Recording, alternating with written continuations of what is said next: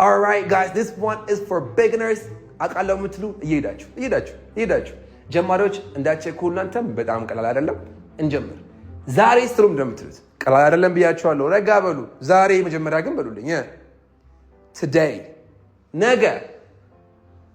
tomorrow አይደል tomorrow አሁን መልሱ ከነገ ወዲያ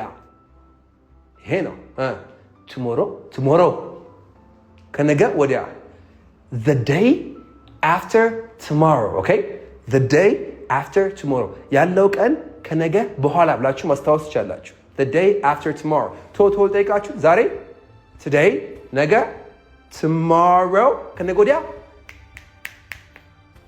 the day after tomorrow ትናንትና yesterday good ትናንትና yesterday ከትናንትና ወዲያ yesterday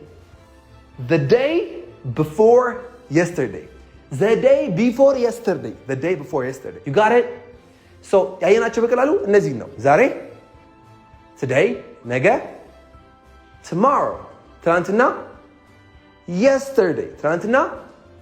yesterday ከነገ ወዲያ the day after tomorrow ከትናንትና ወዲያ the day before yesterday እነዚህ ነገሮች እያንዳንዷ መመለስ ሳትችሉ ሌላ ቪዲዮም እንዳታዩ በቃ ይሄን ደግማችሁ ሴቭ ላይክ ሼር ደግሞ እንዳይረሳ till I see you next time one love